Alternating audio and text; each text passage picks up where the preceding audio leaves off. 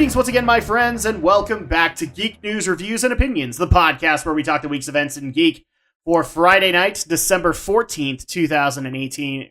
Yeah, I was about to say 2019. That doesn't work. No, we're close. Not there yet. Not yet. I am your host, Adam Mickelson, a.k.a. Drac. I hope everybody's had an awesome week. As you guys have already found out via our last week's episode, unfortunately, we wanted to be able to do this live, but there have been some circumstances that have come about that have not allowed for that to happen. But we nonetheless reached out to you guys, and even though we talk about talking the week's events in Geek, this week we're not really doing that, as this is our last podcast of all time. No, I'm kidding. This is just our last podcast of the year. As people who have been following the podcast for a while know, we take a month or so break, and then we come back in 2018 with the best and worst of 2018. Well, 2019. Well, yeah, we come back in 2019 and do that. And of course, I can't do this alone, so I'm obviously being joined by my usual panel of fellow geeks, fellow YouTubers, fellow content creators, fellow awesome guys in general. And if you guys aren't following their content, you should be. God damn it. This is going to be one of those few times that I actually curse like that. And let's go ahead and start things off with Stephen Romney of Studio Ghost Utah, of From the Shelf, Rhapsody in Cinema, Monster Clash, and also recently coming back from the hospital after the horrible coma that he was left in after taking care of Monster Clash.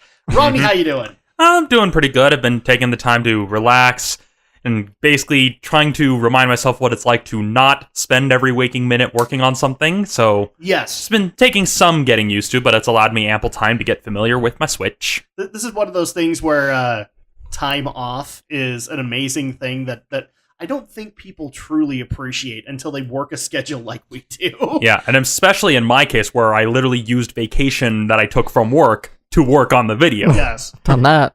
And this is actually something that we haven't mentioned, but first of all, let me go ahead and introduce the other panelists and I'll bring it up. We have Alex the Shadow Blazer Hi. joining us outside of the shadows once again, and also donning his Nintendo 64 regalia that he has been basically doing for the latter half of this year. Like, seriously, he bought like a ton of Nintendo 64 t-shirts. Alex, how you doing? Doing well. It's one of these times where he's just going to walk in here and he'd be like, Nintendo 64! Or he's going to be encouraging on Drac and Shadow that we play nothing but Nintendo 64 games! Well, see, that's when someone needs to send him a Dreamcast hoodie. If there's one, I'll take one. Send me one. Send me one, too. And, of course, Stephen Romney's rocking the Dragon Ball Z, and I'm rocking Power Rangers. So I think we're all... Are we all appropriately geekily tired? Yes. All right, cool. So the purpose of this Q&A, also the other cool part about this is that we get to do something that we don't get to do all that often. We get to come together and actually be able to have this conversation in front of you guys, which, as far as I'm concerned, and I think you guys have been in agreement with this along with past hosts, is there's a whole different dynamic when we're all in the room as opposed to all doing the same hangout. Roughly. Yeah, I mean, for once, we don't have to sacrifice gnome goats, which have now been put on the endangered species list in Azeroth. Yes, and unfortunately, they are going to get more endangered, especially now that I found out that there's going to be both leper gnomes that I can sacrifice now, as well as junker gnomes that I can sacrifice now. Yes. So, fuck the gnome! We're going to get so much wow. Those are the greatest thing ever! So at this point, we get to have a whole different dynamic, and especially with episodes like this is where that comes into play a lot. So we actually have a bunch of questions gathered up. Unfortunately, not so much from Twitter, but also from places like Discord, from friends of the podcast, people who have hosted before, as well as a lot of email questions for you. So let's just go ahead and dive right in. We actually have a lot of general stuff, but we do have some individual questions for people, so you guys can enjoy that in the next little bit. But let's go ahead and get to our first question, which is what was so a lot of this is going to be retrospective, and this is an appropriate question. What was the most enjoyable moment you guys have had together on the podcast? And this is more of an in general question, but if you have one specifically for this year, you can do that too. Oh, that's a tough one, trying to remember the entire year. We have a lot of enjoyable moments. Indeed. Like if we could have a discussion on this solely. Mm-hmm. I mean, for crying out loud, I could point out going and seeing Digimon together, going and seeing Attack on Titan together, Jiminy Christmas, going and seeing Avengers together. Well, we didn't see those together, but doing Night Trap last year. Yeah, Night Trap. So like there's tons to be able to go into. If I were to nail down a specific moment, I can't even do it. Like mine would be moments like these where we can sit back and we can enjoy something all together and be able to have some fun together. Nothing against live streams and being able to do the hangouts and stuff like that, but they're always, to me, I don't know if you guys have the same feeling, as like there's a detached feeling where you're not immediately in the room, so it's not like I can't have that reaction from Alex right off the bat, especially if we have lag issues. Right? And especially, it's speaking personally, it's also very easy to get distracted with other things, because sometimes it'll, like whenever we link to certain stories, though, like especially when it's Anime News Network, it'll be like, okay, I'll read the story, and oh, there's an Answer Man column. Yeah, exactly. Like we have to deal with the pelting of ads, and unfortunately, like we can't necessarily address that because we're doing this via Hangout, so we want to make sure our points are being said. Alex, what would be an enjoyable moment for in general? But then we'll kind of bounce back to this with this year. I have at least one idea that I think would work. Yeah, anytime in general, anytime we've had a group review, be it Attack on Titan, be it Shin Godzilla, be it Digimon, I always love getting together and talking about the movie and seeing all our different perspectives on it. Yeah, exactly. Like, it's gotten to a point where, unfortunately, we can't all be in the same theater at once. Like, we still do it for the limited releases. So, like, I know that Alex was really pushing for us to do Mirai. Yeah. But unfortunately, we couldn't make that work.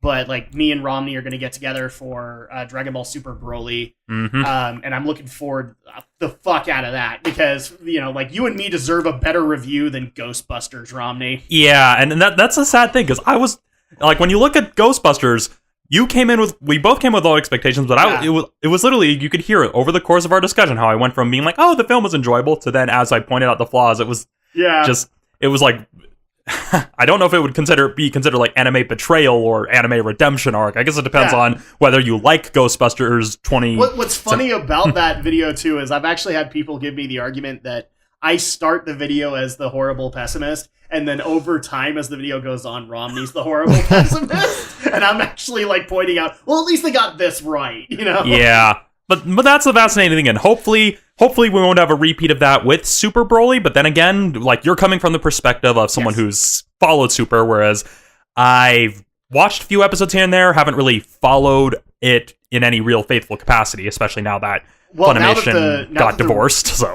Now that the reviews are out, in fact, it's actually looking like anybody who has any knowledge of Super, you're kind of up a creek, because most of the stuff is going to be addressing Z. Like the lore of Z. So at that point, one of the things I found funny with a lot of the reviews is like, you don't have to know a damn thing about Super. All you need to know is like your Dragon Ball Z lore. And that works then. Yeah, so that'll be awesome. And it's one of the things I'm looking forward to, that movie. But I think that's a good way to be able to start this off. Now, enjoyable moments for 2018. Yeah. That's a difficult one because there's been a lot of negative to cover this year. If anything, I think the moments that I've enjoyed have been where a story ultimately broke us. So, like, for example, this is not a 2018 example, but it's perfect for it, is like when we have a story like Amazon, where they're experimenting with being able to drop your packages inside, and we just like, our inner criminal comes out and we try to figure out like how this is bad for people. Yeah, the inner criminal who may or may not be smooth. Yeah, pretty much. But that's really all I can come up with for this year. There's been a lot of sillier moments, and we'll address them later. But any others that you guys want to add into it? Doing Anime Bonsai again was a lot of fun. I'm glad we got to do that. That was fun. Although the one thing I would really like to change out of Bonsai is that it's great and all to do a panel. It would be, I think it would actually be more awesome to do a meetup. Like, just reserve a table at some place and just have people meet up with us. I think that'd be really fun too. Yeah, I mean, and especially since at least people have talked to me about us doing another abridged video, unveiling something like that at Bonsai would be pretty good. It's just, a matter of finding the right kind of material that won't get us bent over the table on YouTube. Cause, that's the difficult one. Yeah, because I mean, I look, it's like, oh, we can do this. Oh, it's distributed by Stars. That won't work. Oh, this is distributed by Kadokawa. That won't work. Yeah. So, and a lot of people haven't, because of those restrictions. And like when we bring up, you did an abridged series, and we just go, yeah, we did. But unfortunately, like Kadokawa gave us a lot of crap for it. Yep. So, all right, moving on into the next question. This one's a good one. Are there any podcasts that you guys listen to? So aside from doing this podcast, are there any other podcasts you guys listen to and enjoy or use to prep for recording for Geek News? Maybe like to give you, that extra little boost of confidence to be able to talk the way you do. And they actually expanded like for recording Geek News, Why We Geek, Rhapsody in Cinema, all that stuff. But really, I think the general kind of question there is, I've kind of made it clear when recording these things, I'm a big podcast fan, hence why I entered into it. But I think the question is being asked because they don't really know, like, you guys. I'll go into mine, but from a different perspective. Romney, what about you? Well, I mean, if many people may recall, I have the little tradition of Romney's recommendations, and that was something that I stole from Script Notes, which is a podcast about screenwriting and things that are interesting to screenwriters. Yes. That is literally the subtitle. It's hosted by John August and Craig Mazin, both very prominent screenwriters. Like, John August is best known for Big Fish and the new version of Frankenweenie. Craig Mazin, he did, off the top of my head, he did Identity Theft, he did Huntsman Winter's War is another one he did, amongst many others. So these are like guys who are in the industry.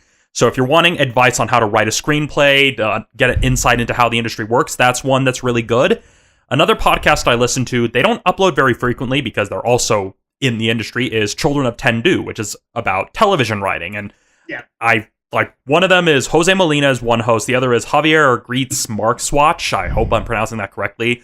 And they're both TV writers. I believe one of them got their start on Star Trek Deep Space Nine. The other was a writer on Agent Carter. And so also people who are in the industry offering industry advice. And so those are like the podcasts that I would like highly recommend. There have been others that I've tried that I've listened to, wouldn't really recommend for like long marathon stuff. So like Hello from the Magic Tavern. If you like improv, it's a good improv podcast for the first little bit, but it's kind of one of those things where it succumbs to the issue of the rule of funny, where they kind of they have to go out of their way to make sure that nothing actually changes in the status quo. And sometimes it's done to good effect, with the case of the character Chunt the Talking Badger, which, to give context, Hello from the Magic Tavern is about a guy who was at a Burger King, accidentally fell into a magical portal into a fantasy world, and is basically recording a podcast about what he encounters in this fantasy world using the faint Wi-Fi signal from the Burger King that he's still connected to. All right, yeah, that's actually a very inventive idea. Well, yeah, because I found it because I'm a huge fan of the Thrilling Adventure Hour, which is, like, if you want a good example of, like, radio drama style podcasts, that's, like, the gold standard. It was started by Ben Acker and Ben Blacker. They do a bunch of different series, so you've got Sparks Nevada, Marshall on Mars, you've got Beyond Belief, and you've got all these other like various shows that are basically in this tradition of old-timey news, like not like old-timey radio, very smartly written. I like some of my favorite episodes have been, like, one of my favorite segments is Down in Moonshine Holler, and then you've also got funny stuff like Jefferson Reed Ace American, which starred Nathan Fillion. Oh, really? Okay. Yeah, and so this has, like, known actors that you recognize. I mean, the main people they've got Paul F. Tompkins, they've got Paget Brewster as recurring people. Then you had Mark Evan Jackson, and who's the other one? Yeah, like Mark Evan Jackson. They have so many people with the same name, so it's hard to keep track of it, right? Because I remember the last name, but they've got, like, these are like industry professional actors who do voice roles, commercial work.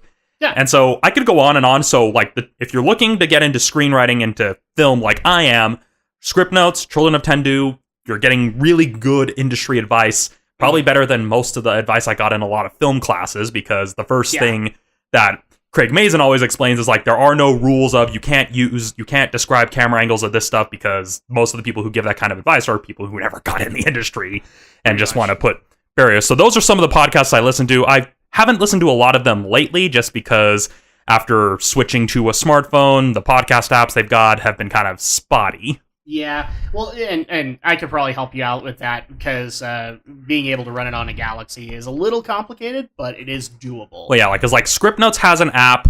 But other podcasts like Children of Tendu, Thrilling Adventure Hour, they don't really have a presence officially on Android. Yeah, basically what I had to do is just like jerry rig my Dropbox with a bunch of podcasts and then just make my way through them. Alex, so podcasting is something I think you've brought up from time to time. Yeah, from time to time. So what podcast do you listen to and enjoy?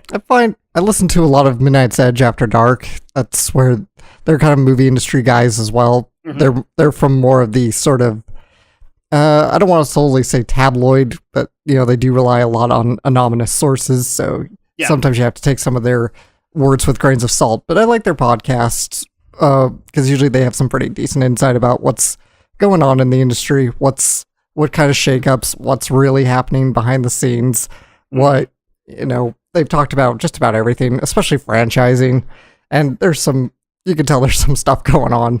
So it definitely sounds like they know what they talk about. Though they also, to my chagrin, they also get a little ranty at times. Okay. Just about anything, I guess. But I do like Midnight's Edge After Dark.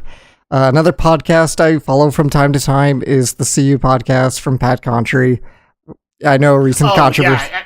I always have a weird deal with that where I always read it as the Cup Podcast for some reason. I don't know why. Yeah. And it always throws me off, too. It's just like, what is this about cups? And I'm like, oh, wait, Pat the NES Punk.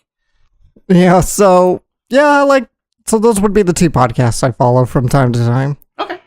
As for me, people already kind of know this. I'm a bit of a podcast freak, hence why I decided to make this podcast. In fact, the bare bones idea for Geek News when it was being conceptualized was based on a favorite podcast of mine that had for 2 years had been shut down, called Extra Life Radio. Unfortunately, now a lot of people give me crap about it, going, "Oh, so you ripped it off?" No, I didn't. I changed the format enough that I don't think it would be hurting that legacy, because I wouldn't want to mimic that legacy. One of the main reasons that we couldn't make it work was because it was 3 web cartoonists all talking about current events and series and things like that. And well, obviously we're all not 3 web cartoonists. Yeah. We're all creative in our own way, but I mean, I did dabble in web cartoons for a while when I was the cartoonist at the college paper, but then the other thing was, one of them was a professor in Columbia. And so at that point it's like, oh, okay, so who's going to go and live in Columbia? No. We're not going to require that. But what's funny is I most of the time stuck with the podcasts that were being done by its host, Scott Johnson. I've actually found myself over the last few years branching out, not because I think Scott does an inferior job, although one of the main things that's actually kind of driven me away from it is they've kind of broken that ever so vaunted political role that I really do think needs to be held up in podcasting. And so at that point, you'll have politics get brought up, and it's like, ugh, it doesn't make you enjoy that experience after a while. So at that point, I've been kind of branching away from them. One of the things I found myself really funnily listening to is a bunch of current events podcasts from pro wrestlers. That, believe it or not, that's actually a really interesting perspective to be able to see things from how they lived, making their way from $25 to $50 payments, and actually how much money they saved, and how they're pretty much the perfect example of thrifty buyers and everything like that.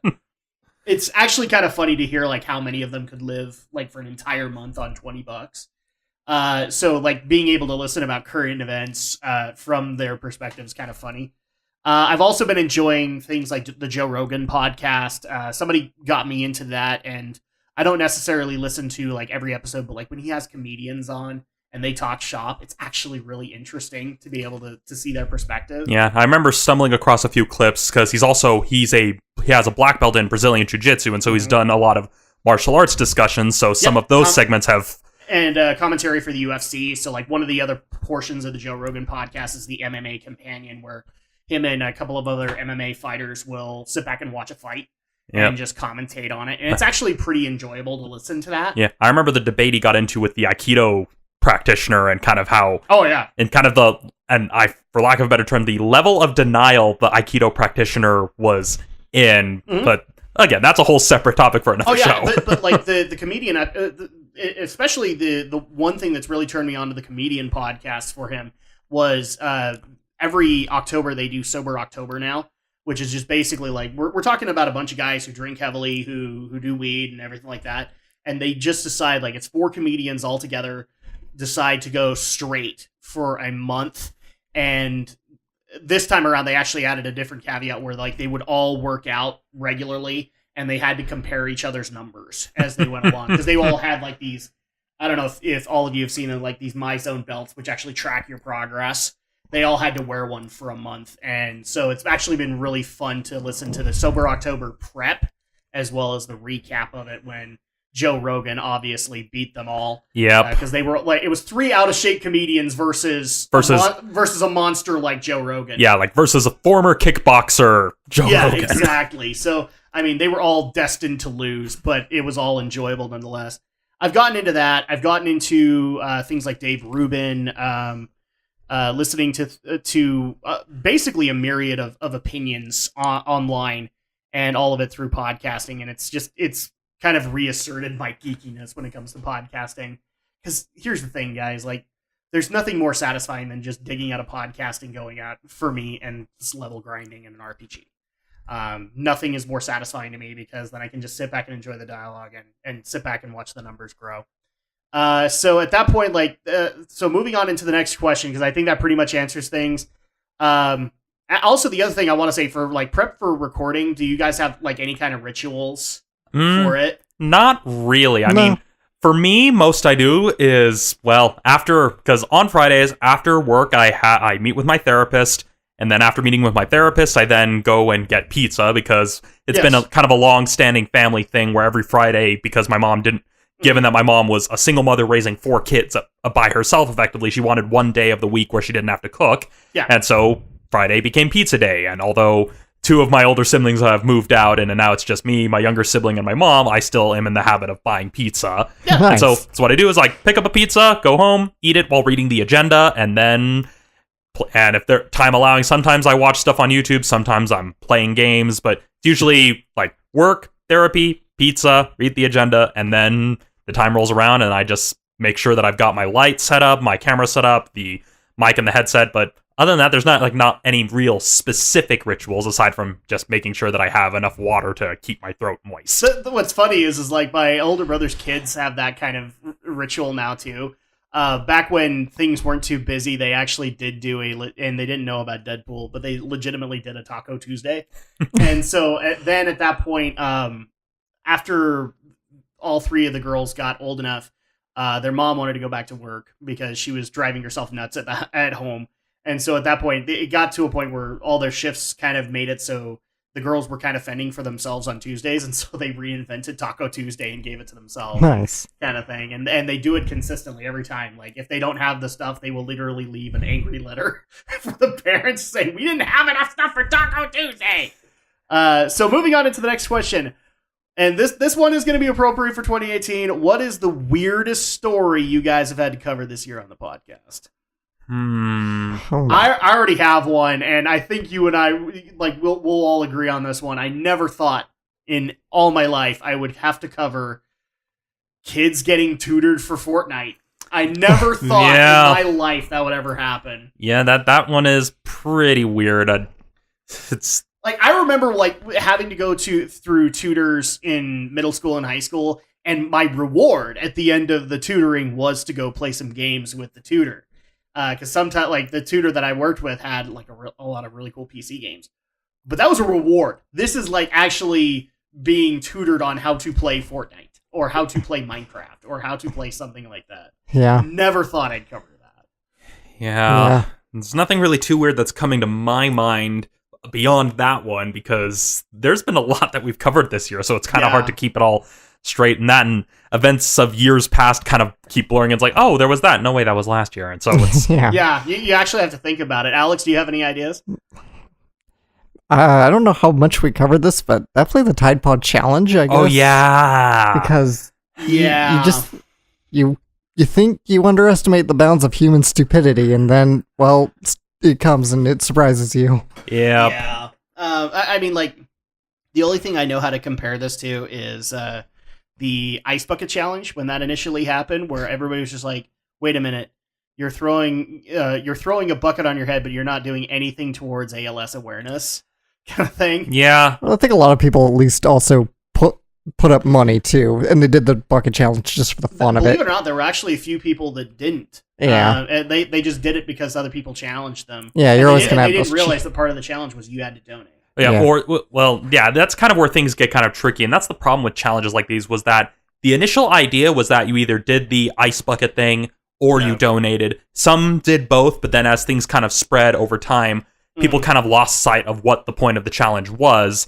And there have been some videos that kind of did a really good job of reminding people. Like, the most heartbreaking one was, it started as like this fun little comedy sort of thing where it's like, oh, the ice bucket challenge with a car wash, but then at the end of the video, after he's explained like what the ALS thing was, the music stops and he's like, the reason why I did this is because I have ALS, and he shows footage of him taking care of his mother who also has ALS, and explains like, oh, here's where I'm at with the symptoms, showing like, hey, my hands are already starting to have problems. And like, it was a full 180, but I look at this and I'm just like, damn. The other one I want to point out that's kind of weird, we didn't technically cover this, but like it kind of goes hand in hand.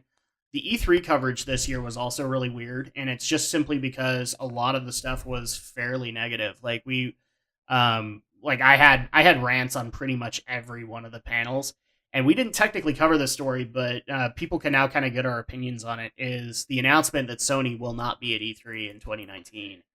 And that's weird. Like, being able to see two of the console makers not there. I've already heard rumblings that EA is considering not doing a presence, which means they already redact their promise because they promised to reveal that Star Wars game there. Well, let's face it, EA has broken a lot of promises in the past. They in fact have. But yeah, that's another thing that's weird, because like that makes me go and say, like, I've loved E3 ever since I was a kid, and this is like the first year where I was like, for the last couple of years, I've gotten hyped over the Nintendo Direct and the Sony conference, and Sony's not doing anything. And it already looks like Nintendo probably won't have a Direct this year either. And so it's like, okay, so all the positive stuff that I usually look forward to, I'm kind of tempted to not cover E3 next year. Well, yeah, I mean, especially when you consider that with the way entertainment media, the way the industry has evolved, information is spreading a lot more quickly now than it did back then. Because back then you would have, the stuff you have for E3 to announce for the Americas, then you have the stuff for TGS, then you have the stuff for the conventions in Europe. But now it's a case of, if you announce something at TGS, it's going to spread over to the US anyway. So why go through the process of setting up these large... It's also gotten to a point where Tokyo Game Show usually would be a Japanese developer only kind of thing. Yeah, and now you're actually starting to have an American presence. Well, yeah, because it was initially for Japanese audiences. And even then, like, the notion of companies doing their own shows isn't entirely new. Because I remember way back when I was in high school, Square did their whole DK Sigma 2713 show, which was basically meant to promote like this whole string of games. Yeah. I remember it was like, it's like I don't remember like the full. I know like they had like one part of it was Kingdom Hearts. The 13 was for Final Fantasy 13. Then there was Sigma Harmonics, which is why it has the Sigma symbol, which was the one game at that conference that we never got, despite it looking kind of cool. But yeah, I was a diehard Squeenix fan back then, if people couldn't tell. You're not now? Well, I'm still kind of there. Well, again, Nomura strung me along long enough that I'm just like, I'm not gonna hold up hope. I'm just gonna move on to other franchises. Let's just be honest. The next priority of Square Enix is to give Nomura like a month-long vacation. All right, we're already hearing about how he wants to go down. Like, after the remake of Final Fantasy VII, he wants to go remake all the compilation of Final Fantasy VII games, and just like, Nomura, calm down. We're getting you some tickets to Hawaii, man. Yeah, that's just like, go surfing with Sakaguchi. Yeah, pretty much. Like, go learn some more lessons from him. So moving on into the next question, and this one literally happened right after our podcast, so you guys will appreciate it. Why aren't you guys playing Super Smash Bros. Ultimate right now? Nobody to play with. I was actually going to say, did you get it? No, I don't. Well, I only just recently got it last night in the midst of all the other holiday shopping. And so, to answer your question, I am playing it. I'm just trying to get used to the game before I decide to try my hand at playing online. Technically, I have a copy as well. It literally came in late on Friday, so I wasn't able to take it out and install it, but I have it, and I'm looking forward to getting to it when I've finished up the remaining reviews that need to still come out. Yeah, plus, let's face it, games are expensive, people, and I mean, because I already have a backlog of other games. I mean, as much as I've played through, because I did get a Switch. The two games I got for it were SNK Heroines, and then I got Little Dragon Cafe. But then I also still need to finish Final Fantasy 15. I also got Soul Calibur 6. I also bought a bunch of horror games on impulse around Halloween. So that's the other thing that's been annoying. A lot of people who have started to like my reviews is like, why aren't you reviewing this game or this game or this game? It's like, well, guys, first of all, I'm paying out of my own pocket. And before people ask the question of like, why are you paying out of pocket? Why aren't you getting review copies? That's part of the allure. Like, I'm paying the money, so at that point, this is what it's worth to me. And so at that point, the other problem there, as Romney has stated, games are expensive. Yeah, games are expensive, and I mean, considering that my Resident Evil analysis is 45 minutes long, it's another thing that games. And this is coming from someone who normally reviews movies. Games are a whole different animal when you're doing a review. This is why I came up with the idea of like the retro review kind of thing, because then at that point I could sit back and take my time with a review instead of right now, which is like you're on a deadline. It's very much a speed game too. I'll bet like Alex, you kind of have to deal with that too when doing the seasons. Like you're on a deadline. You need to get that stuff out before everybody else beats you. Yeah, just within the first week at least. Yeah, and so like, and already I kind of suck at that. But part of that is because A, I'm not getting a review copy, which means I'm not getting it a week early, and B, I'm paying for it out of pocket, and I'm also taking care of 2 kids. 1 kid earlier this year. It's pretty insane. Yeah, and so I'm pretty sure like later on in the year we may, after we've all had the ample time to train and get familiar with the game, where we may. Well, the next coupled question with this is, are we going to? So we did this for the Wii U. Are we going to come together again to do this for the Switch? And I think we should. That'd be fun. I would actually have a lot of fun with that. The only reason I'm going to say like it's not happening anytime soon is, and unfortunately people are going to get mad at me because it's me being selfish, but I got 2 kids, and I know that that's an excuse I pull out a lot, but one of those kids is an infant and can't take care of themselves. My toddler can entertain herself. She can, like, we can go literally put on like Barney somewhere in the house and she'll be okay. But the other one is going to be needy, and is going to want to be held, and is going to want all of this stuff. And so at that point, you have to get a babysitter. So it might happen. It just might happen later than a lot of people expect. And that's just because I'm trying to get that infant old enough that they can kind of fend for themselves. Yeah. And again, it's also a case, given the amount of characters there are and how long it'll take to unlock for all of us to unlock them to the point where we have the full roster, is going to take time. It really is. And I'm actually looking forward to it. I'm glad that we're getting a second Subspace Emissary. All right, so moving on into the next question. After all the insanity that has happened this year in the gaming industry, what is your take on AAA games and supporting them? That's I'm going to tackle this last because this actually is a little bit of an announcement that hasn't officially hit my channel yet.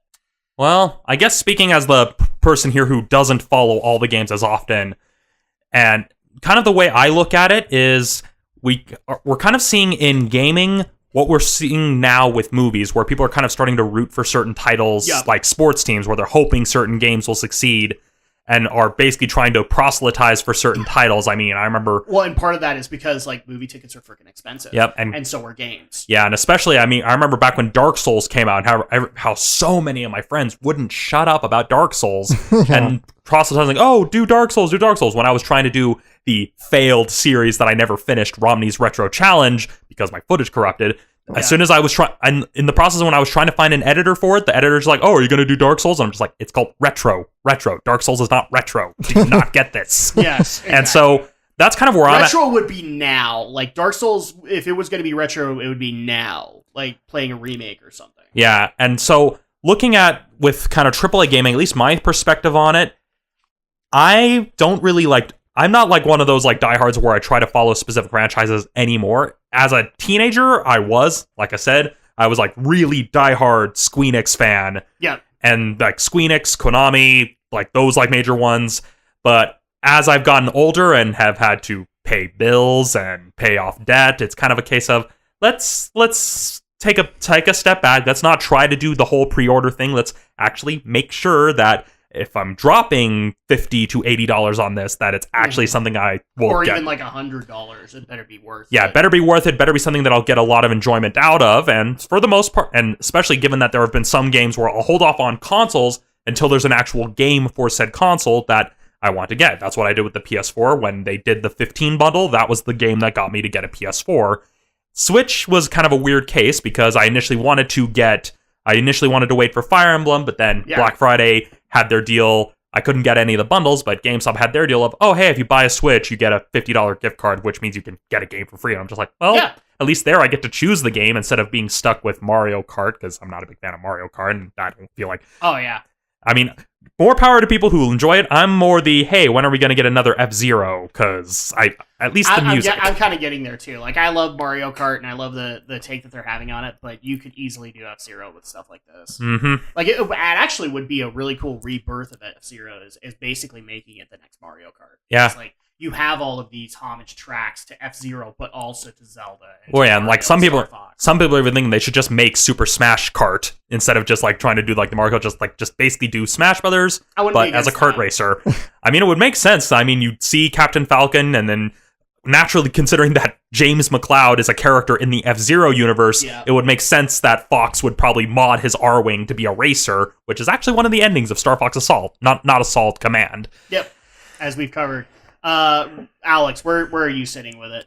I think pretty much where I've always been. It's mostly I'm going to look for a game that I think is going to be worth my time and suits my interests. And most of the time, the AAA has always been out of that. Yeah. You know, I don't have a lot of time to commit to an 80+ hour game. So I always have to pick my games pretty selectively. So I always go for pretty mid-range stuff. That's kind of another problem that's happening here is like every game now that's coming out is like an MMO time commitment. Mm-hmm. Yeah. And it's getting ridiculous. Yeah, like both either commitment of both time but also money, considering like season passes and then having to pay to be able to play online. That Nintendo was like the last holdout, but now even Nintendo's in the camp of, oh, you have to pay to play online now. Yeah. But like it kind of surprised me getting onto just like in between play sessions of review footage, just getting on WoW and messing around and just hearing like all of the other MMO-esque time commitments that all my guildies had. So like one of them was on Fallout, and one of them was still playing through Skyrim, and one of them was still playing through Dark Souls 3. And it's like, wow, yeah, it's getting kind of ridiculous now. And I still have other MMO-esque time commitment. Like you're probably farther in 15 than me. So, I mean, already that's another thing. World of Final Fantasy I would like to finish, kind of deal. But the other thing I actually kind of want to bring up with you guys is that now that you guys are kind of getting older, I'm wondering if you guys had the same deal that I did, which is like, now you don't want to like burn through a game. Now you don't want to just like go through, beat it, and then wait for the next one. You want to like sit back and savor it like a good meal. Yeah. Kind of thing. I think that's how I approached Breath of the Wild when I got it for Switch now. Yeah. And that's funny considering that, like, as far as I'm concerned, you burn through it, you know? Yeah. That's the way that I look at it, but not the way you do. Well, when I played it on Wii U, I'd say I kind of burned through it, even though I still did... Wii U, I still did make the collective effort to try and find all the shrines, but I fell a few short, so I just said, okay, I can't find I can't find the rest of these. I don't know where they are, so I'm just gonna go to Ganon, and I fought Ganon and finished that. This one, I did a little bit more. I did find all the shrines, and I did a few more side quests. Did you find the Shrine of the Silver Monkey? I did find the Shrine of the Silver Monkey. Shrine of the Silver And I had a hard time with that damn puzzle. And so, yeah, and I made more of an effort to find more Korok seeds. I didn't go for 100%. I'm never going to find 900 of those bastards. But I did. Even though, like, it has the greatest motivation ever, inventory. Right. So I did a little bit more than I say I did my first time, but I still probably did just a little bit more because I did a few more quests. Mm-hmm. This time actually, because there was one I didn't know about when I had the Wii U, and that you can find what looks like Ganon's horse from Ocarina of Time. I had no idea. I found the white horse the first time I played it, the royal horse. Yep. But I found that one and Ganon's horse, and I did all the shrines, and I found probably quite a few more monkeys. Damn it, Shrines of Silver Monkey. I found a few more Korok seeds, and what else did I do? And of course, I found all the memories again. Yeah, there you go. Romney, what about you? Well, it's kind of tricky since I've been finding myself kind of pulling away from a lot of those like very like large open worldy sort of games. I think the only open world game that I've put in any amount of hours into has been Spider-Man, but that's just because I'm a fan of the character. And it's worth it too. Yeah, this it's game's awesome. Well, yeah, and especially like that was like when I was. That's like my biggest regret from the Game Awards is Spider-Man won nothing. Well, yeah, and it was awesome, and especially considering I was playing Spider-Man as kind of a cool down after taking a break from recording for the Resident Evil review. Yeah, and it's fascinating to go from a game where you're meant to feel helpless to a game where you feel amazing. You know, like, oh, I stopped a robbery. Oh, I did this. Oh, I'm swinging around New York. It was like that was the most bipolar night in general, because there was like one night where I literally encountered a point, and this is more due to mental issues I was dealing with at the time, where it was a moment in Resident Evil. This was before I knew that I was playing on easy mode the whole damn time, which frustrated me to no end. But it was in the moment where you're walking through the hallway, and then the zombies crash through the window, and you've got like 4 zombies, and you're just like, well, I can't kill them because they'll turn into Crimson Heads. And that was literally where I'm just like, nope, I'm done. Yeah. And so to kind of get back on point, I've been kind of pulling away from a lot of those open world games. Doesn't help that growing up, my older and younger siblings were very much the power levelers. So yeah. I used to be into Elder Scrolls, but they kind of took the fun out of it because they were the ones who would like power level and do all these things to try to make their characters as beastly as possible. Yeah. Whereas I'm kind of the person who likes to role play and kind of explore these things. But then I realized, well, I don't have that kind of time. And so I've kind of tried to find myself going more towards games that have a structured story so that I can take my time going through them. A good example would be like Shadow of Valentia, which I only finished this year. It took me a while to actually get through it. Yeah, that came out, what, 2016? Yeah, like 2016, 2017. Yeah. And so that one took me a while. And then it was kind of one of those, I had one of those moments like, okay, I better get through these last maps. And it was in the moment of going through these final maps that I started remembering why I liked the game series. Yeah.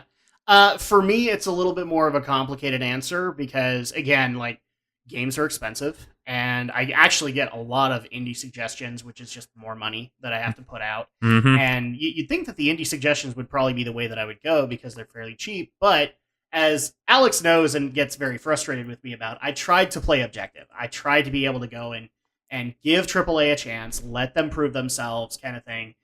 And, well, unfortunately, Alex has been right for the most part as far as track record in the fact that I've tried way too hard and it hasn't been worth that kind of effort.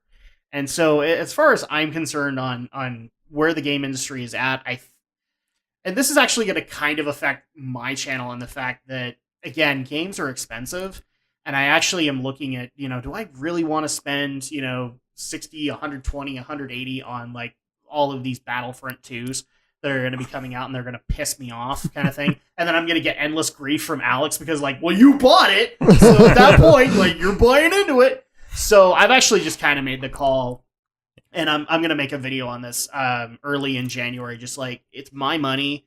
And unless I'm legitimately invested in the title, like say Beyond Good and Evil 2, I'm not worrying about reviewing AAA. Yeah. And it's just simply because everything, like, correct me if I'm wrong, every AAA game out there right now is basically mimicking itself. Mm-hmm. So you have Anthem, which is one of the big ones that's going to hit me on this one is Anthem, and that is because it's EA's answer to Destiny 2 or Destiny. So I'm not really interested in that, even though I technically should be because it's Iron Man freaking suits, but I'm not. Or Assassin's Creed really hasn't had a genuine idea in quite a while. Yeah. Especially considering that they torpedoed their own storyline.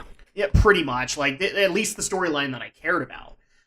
It's not necessarily there, and what they're doing in other games just isn't bringing me in as well.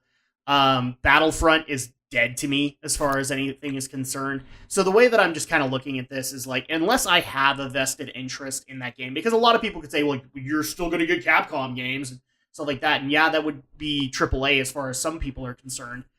And again, if I have a vested interest, I'll buy it and I'll review it, but I'm not going out of my way to be Mr. Objective anymore. So, like, Alex, people can't tell on the microphone, but Alex is, like, cheering for me. He's like, I understand, man. And if I'm... now, a lot of people would think I'm moving more towards the indie. It's not really that. I'm actually looking to free up time because, A, I have 2 kids, and B, I've been playing so many current games that my retro review idea is looking more and more flattering. Mm-hmm. And so I'm almost tempted to just like, I'll do a couple of games this year, but I also want to get the retro reviews off the ground. and go and play some of the other games that are sitting in my shelf that I would love to talk about that I have never played but came out like in 2007. You know, that would be an amazing thing for me. So that's kind of my viewpoint, is unfortunately AAA is just repeating themselves. They're going into the mobile market, which I don't already agree with. And on top of that, all of your games are turning out to be broken frickin' messes. Mm-hmm. And if indie can do that better than you, and it's 10 guys, I'm sorry, but you need to either hire more quality assurance or get better quality assurance. Yeah, I think the only company that's actually starting to address the notion that that their player base has gotten older, oddly enough, has been Nintendo. I was reading a Twitter feed posted by Aaron Hansen, Ego Raptor, kind of talking about his thoughts on the Pokemon Let's Go series and talking about how it's basically a streamlined version of Pokemon for people who don't have time to play the normal Pokemon games, where they take out the random encounters, you've just got the basic gym battles and trainer battles, and he kind of explained like, hey, this is a really good nostalgia trip for those of us who are fans of Pokemon, but don't have the time to commit to grinding and grinding. Yeah, another comparison that I've heard about the Let's Go series is that it's basically the Final Fantasy Mystic Quest of Pokemon. And for those who don't know that, because I'm guessing that's before your time. But well, I'm aware of it, but again, hardcore Squeenix fan. Yeah, so like to bring Alex up to speed, I've done a Let's Play on it, and it's basically a Final Fantasy game made for us stupid Americans. It literally is from that tone. It's an introductory RPG to be able to bring people into Final Fantasy. This was Pokemon before Pokemon. And a lot of people hate it because of how dumbed down it is. But then when you look at the concept of like Pokemon, you can really appreciate it because it's trying to teach people who wouldn't normally get into RPGs that they're not as hard as you think they are. Yeah, it's especially telling considering how that was the point of Dragon Quest, the original Dragon Quest. That was exactly its idea, because before that you had Wizardry, a Western-made game that was really hard. And so Yuji Horii is just like, okay, well, let's take this hardcore RPG system and find a way to introduce it to new audiences. So the first game was just, oh, you've got the one character. Then Dragon Quest II was like, okay, now let's introduce the idea of multiple characters in a party. But the other thing that's been very interesting from Pokemon, because like Alex would probably make the argument you don't need to worry about that, is Pokemon. Pokemon has actually been suffering a little bit from over complexity, just building over time. It isn't to the point where like it's Final Fantasy 15 and you have like 15 bajillion different mechanics to learn, but even you'll admit, Alex, like there's been introductions of new types, there's been type changes, there's been site evolutions, happiness evolutions, everything like that is added complexity to Pokemon. And so Let's Go really works in the fact that it can break things back down to essentials again. Well, yeah, especially considering because I tried playing Pokemon online, but let's face it, Mega Evolutions basically broke any player versus player stuff. Yeah, it's like, and you have concepts now that I don't entirely understand. Like I don't entirely understand Mega Evolutions. I don't understand Z moves. These are concepts beyond me. And so at that point, it's really cool to have a game that's kind of brought back down to basics. And that way kids can learn how Pokemon works if Gen 7 is a little too daunting for them. I'm not saying that that's an entirely big concept, but it does happen. Yeah. Well, yeah, and I can kind of see Nintendo kind of taking this approach of, okay, well, we'll have the Let's Go series kind of, like, I can see them kind of like how in the past they would have, like, the remakes of, like, Fire Red, Leaf Green, and then like the Gold and Silver remix. I can see them doing this same sort of thing where it's like, okay, well, we've got the main generations. We had the Let's Go Pikachu, Let's Go Eevee for Kanto. I can see them doing that same sort of thing for Johto. In fact, what I've actually heard is that instead of doing two versions, because that's like the biggest complaint with this one, is the two versions were kind of not necessary, is that they would just do Gen 2, but they just do one, like Let's Go Hoot Hoot or something like that. They'd pick out another Gen 2 Pokemon and then make that the trademark, and you'd be going through Crystal kind of thing. Yeah. I don't know. It might not be Hoot Hoot. It might be just like, Cyndaquil or something like that. I just brought out Hoot Hoot because it was the first thing that came to my mind, Alex. Leave me alone! Okay. Well, yeah, and I can even see them doing the whole, it's the same Let's Go Pikachu, Let's Go Eevee, copy your save data over, you have the same partner Pokemon, basically kind of doing what they do in the anime, where it's like, oh yeah, you basically are in a new region, you're the same trainer, and you have the same partner Pokemon. Or that's the other idea that we actually kind of bounced off, is doing Pokemon Let's Go Johto kind of thing, is like just... Or what was it, Shay that brought up the idea that Johto should just be DLC? and just like add in the Johto map, and then you have a whole new area to explore. Like, but that would be expensive DLC. Well, it wouldn't be the first time. I mean, is getting a better understanding of how DLC works when you consider the season pass that was there for Shadow of Valentia and Breath of the Wild, and now Smash. Yeah. So moving on into the next question, and I think people are actually, never mind. That's not the right one. What is your favorite thing to do with either friends or family during the holidays? I have no problem admitting one of the things I actually look forward to during the holiday season is being able to find a holiday movie where all of us could go together and just have some fun. So like we did that, like you and me went for Rogue One, because I can't remember the reason. I don't think you could make it that day. Right, because I was probably working. Yeah, because it was like a midday showing as well, and that was before I had a full-time job. Yeah, so at that point, like I enjoyed being able to do stuff like that. Like I think the last time we were able to all get together was Force Awakens, roughly, and so I really enjoyed those moments. I'm enjoying, like, as far as family is concerned, I have 2 little kids that now can see like all the Christmas specials that I've grown up with. But one of the things we've also been really enjoying as a family is going through Breath of the Wild together and Super Mario Odyssey together. Especially my oldest, she really loves when you turn into a bullet bill in Super Mario Odyssey. Especially when you blow yourself up. She really loves that. We have a video somewhere of just me for 5 minutes possessing a bullet bill, flying around until the next bullet bill comes out, and then running into them. And she just laughs every time. That's adorable. And she loves it. So like that's what I've been doing with family. With friends, just get-togethers of like just playing games together or stuff like that. In fact, a few people have asked this over the years, like, do you guys get together during the holidays to be able to do a Christmas party or something like that? We have done them for, like, Night Trap would be kind of considered that. I wish we could do more of them, but it's just unfortunately due to time and constraints and other commitments during the holidays. But yeah, those are just some examples with me. What about you, Romney? Oh, it's interesting because in the past there would be like some traditions, but now that we're at that point where like siblings are no longer living at home, we're kind of trying to identify the new traditions. And I guess kind of the reason why I rushed out and got Smash and I'm currently working to unlock them is because in the past that would be what we would do, is that we would all grab a controller, play through Smash Brothers. Kind of the funniest moment, it was with like my sister, my younger sibling, my older brother, and I think it was my older sister's now wife, but I think that they were still dating but hadn't been engaged yet. Yeah. And then there was also my niece, my older brother's daughter there. And so we were all playing Smash, and she, like, my niece would cheer whenever my older brother won or did well. But then when I ended up winning like 3 matches in a row, everyone's like, "Oh, you're gonna give him a hug?" And she's just like, "You beat my daddy." And she was like trying to give me like kind of this mafioso shakedown. And we're all just like, and she's just like, "You beat my daddy." And I'm just like, okay. Sorry. That's the funniest part is like with my family is now that we have kids and we're trying to get them into it. The kids are the ones that are competitive, but me and my older brother have faced off in Street Fighter so many times that we just look to have fun, kind of thing. And so, like when we would play Smash together, and I'd get a couple of good shots in, his kids would get mad at me because I beat him. And to him, like they can't to them, he can't do any wrong. He's like the ultimate video game player.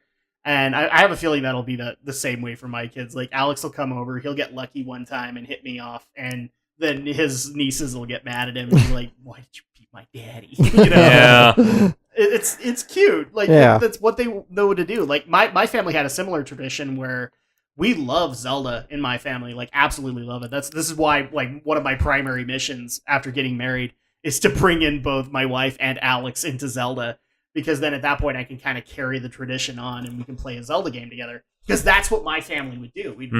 We'd literally start a Zelda game from scratch, and like on Christmas Eve and New Year's, we'd play it together, kind of thing. Right. It didn't matter who played; it just like we were going through Zelda. Well, yeah, like in the past, before it was some years it was Smash, other times it was like Time Splitters 2, where we would do like the 4-screen death matches. Yeah, and oddly enough, we didn't choose the monkey half the time. We would always just choose like the normal human characters in the death match. Although favorite arena was the Wild West arena, just because it had the really awesome music track.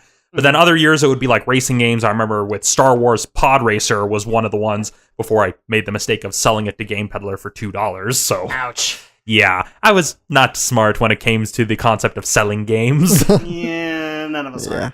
Alex, what about you?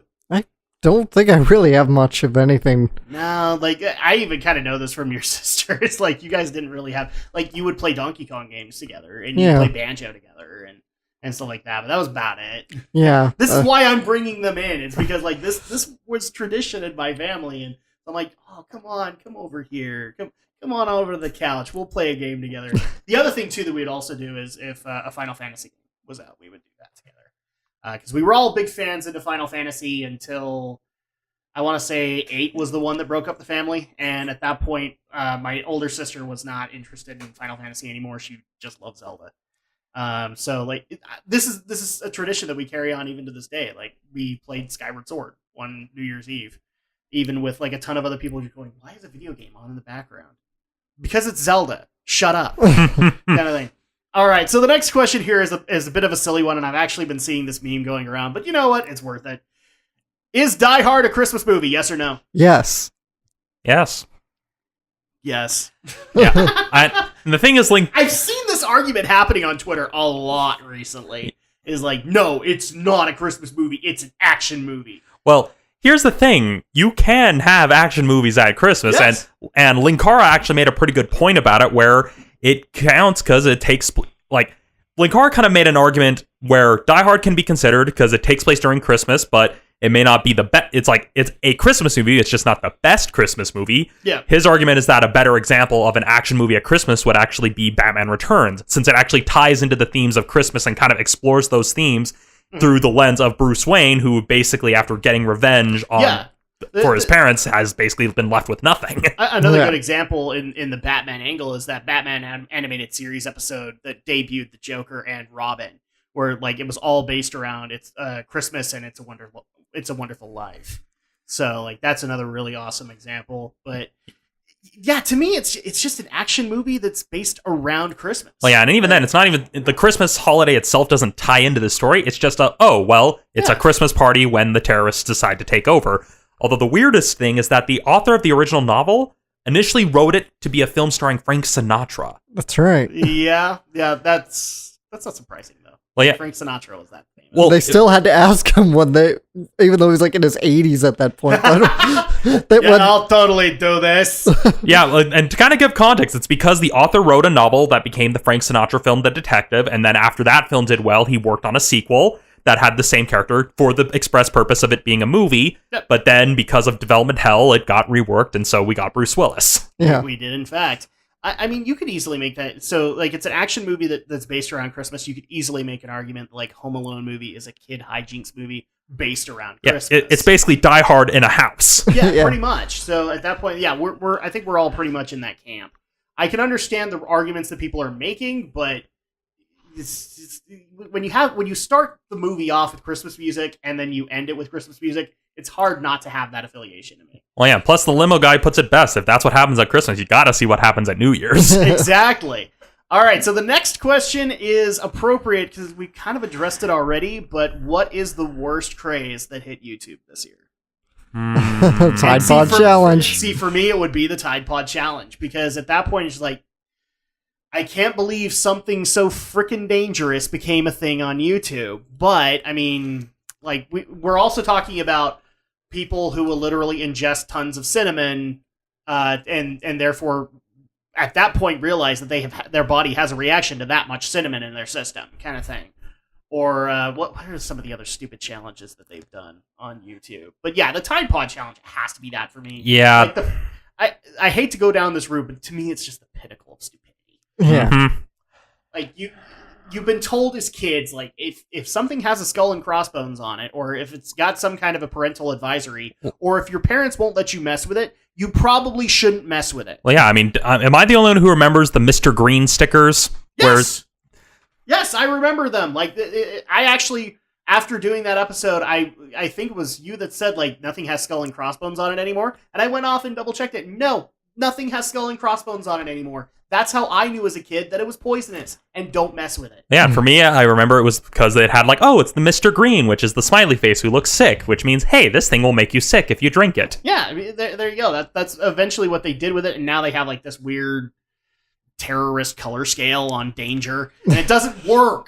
Terrorist color scale. It literally is like there are some things that have like, this is a red. This is a red. It must be kept from kids at all times. I'm like, no, I've never seen anything like that. Again, Tide has it. Tide? Because of the Tide Pods. Yeah. Yeah, it's just, again, companies bring back Mr. Green. It's nice, simple, effective.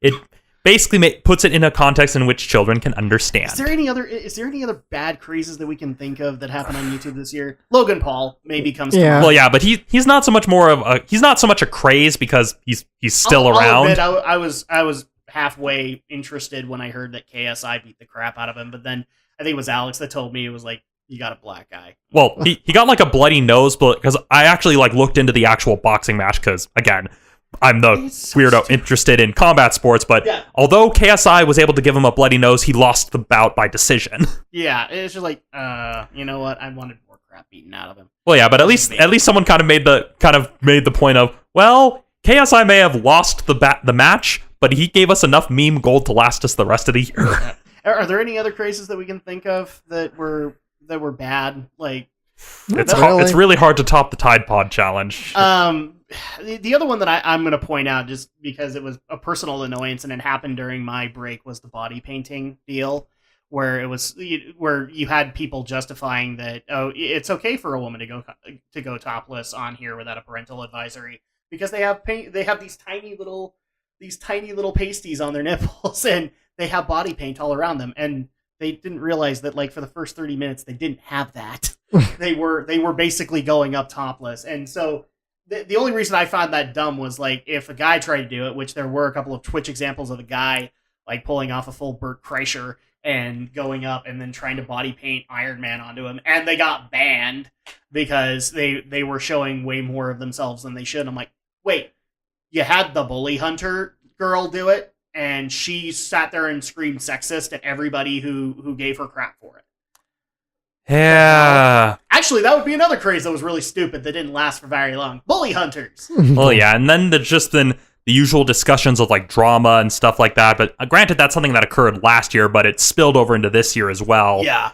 But well, because this year was when the bully hunters were actually implemented.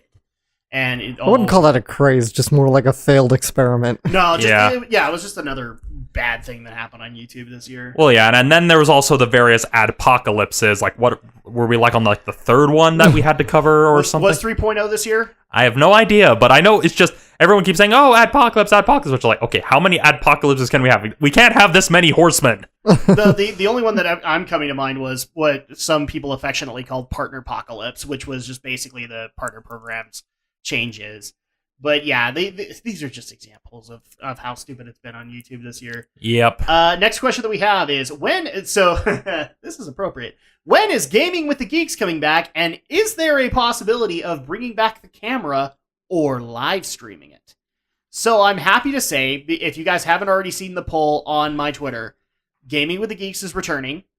This time it's Stephen Romney that must answer the call. Mm-hmm. And him and me have been trying to find a game to be able to play together for a while. We love Alex, but we also want to be able to do this 2-man deal. And that's why we got a poll up right now of either Shadow of Destiny, Silent Hill, or Silent Hill Shattered Memory, because the thing didn't give me enough of a character limit to put it all together. Yep. But yeah, so that's going to be happening soon. I've already talked with Brinton, and we are going to be doing one for Devil May Cry 5.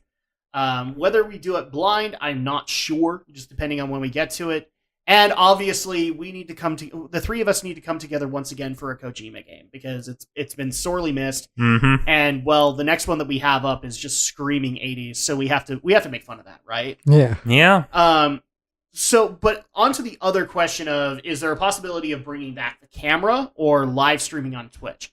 That's a harder question to answer. Yeah. Because here's one of the biggest things. You have to get 3 to 4 schedules all working together at that one given moment, mm-hmm. 2 of which have kids to take care of.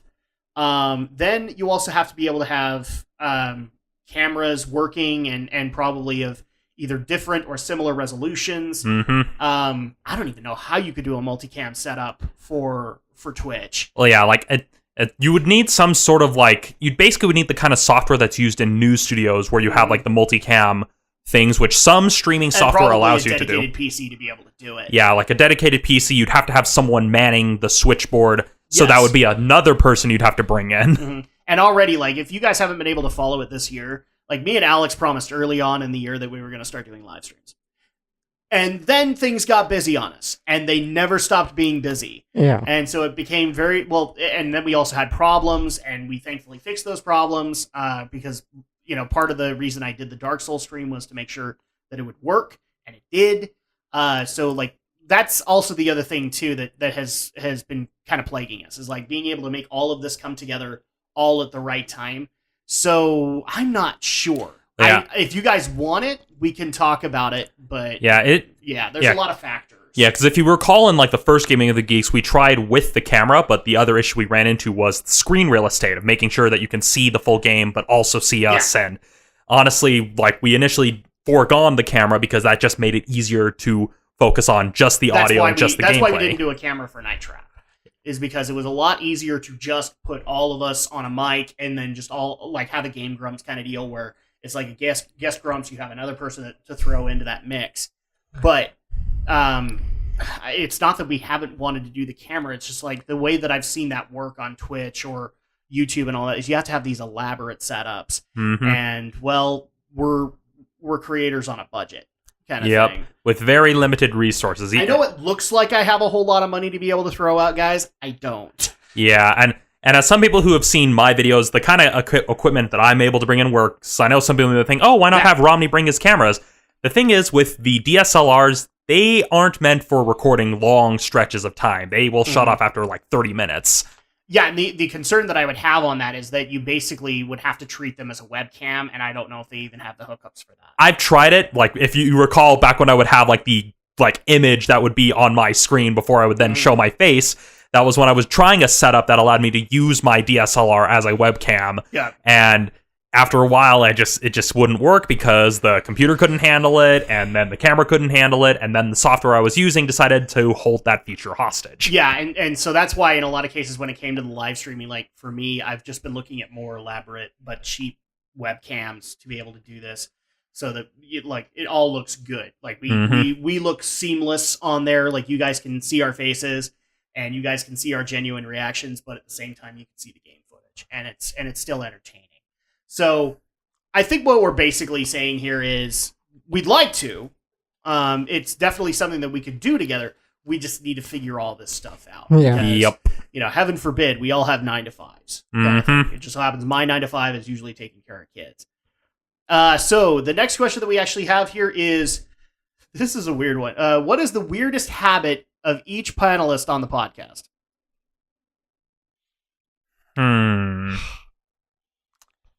That's a hard thing to answer because that's admitting something about yourself there. I have a lot of weird habits, so I'm gonna default to you guys really quick before I start listing a lot of them. Alex has to deal with them, so he's probably gonna even mention a few to me. I can't really think of any that come to mind that I would classify as weird in a funny way. So. Yeah. See, my OCD would be kind of the funny thing there, where a lot of people are like, just play the game, Adam. Just play the game, Drac. It doesn't matter that you need to have played the other two. I'm like, but it kind of does to me. I want to know all the inside jokes and all that. And so, like, that's a weird habit of mine that I know I've gotten some criticism for. Alex, are you thinking of anything? I can't think of anything, no. Yeah, that's kind of one of the issues that comes with this. So with this, I actually want to go into the individual questions really quick for you guys. Starting with Romney, and this one is kind of a complex one. First of all, is Rhapsody in Cinema returning? I want to bring it back. It's just been a case of not really having the time and resources to line everything up to bring it back. Mm-hmm. There were some people I tried to get as guests, but those ideas fell through. And it's also just a case of it's hard to think of any like directions to go with it. I do want to revisit the idea or do something similar, but as of yet, there isn't really anything in the works because I'm trying to basically get back to a point where I can start doing things somewhat consistently without my life kind of turning into a train wreck. Well, and the other thing too that you've been kind of experimenting with, and now I'm kind of looking at is like we're looking at other places to be able to go aside from YouTube, just to be able to see if we can maybe secure an audience in that format, kind of thing.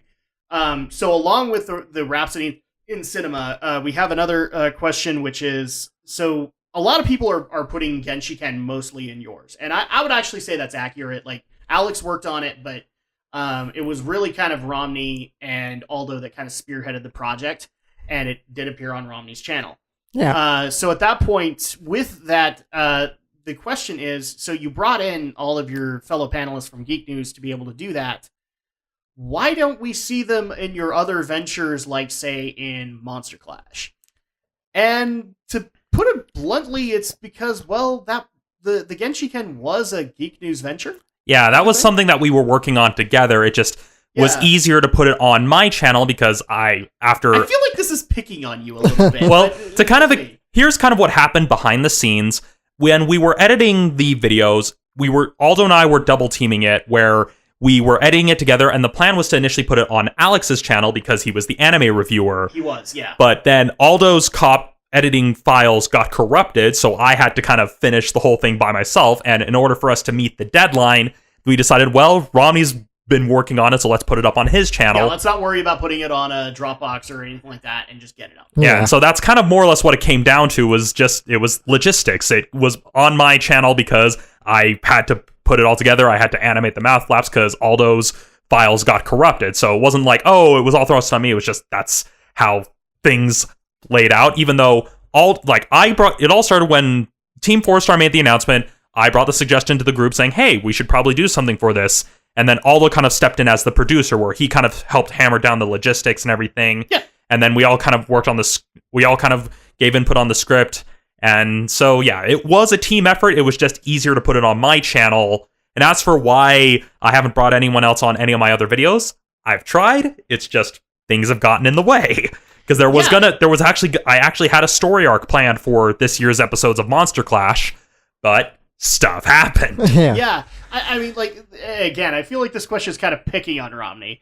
It's not like if we said, like, you know, we would love to be able to do Monster Clash, he would say, no, it's solely my project. It's my baby. I think in all honesty, he'd find a way to be able to put this in. Yeah, it's not for lack of trying. But the issue is like, you know, unfortunately, when you're a content creator, you kind of think of things from the narrow scope that you have for that given project. I'm pretty sure Alex has done that too. Yeah. Where you literally look at things like, you've brought me in on some of your anime reviews, but for the most part, you look how to do them from a solo perspective. Yes. And I get other people's perspective of, like, it takes a long time for Romney to be able to put out a Monster Clash or any other kind of video. It probably would be easier to be able to have extra crew to be able to get it done quicker. And, you know, the other thing that comes out of that, and hence why I think this is kind of picking a little bit, is time and money. Mm-hmm. You know, can we actually afford to be away from my kids to be able to help out with Monster Clash? Well, yeah, because that's where it becomes a thing. And especially when there were, like, ideas that I wanted to implement that I had to abandon because of some of these logistical setbacks.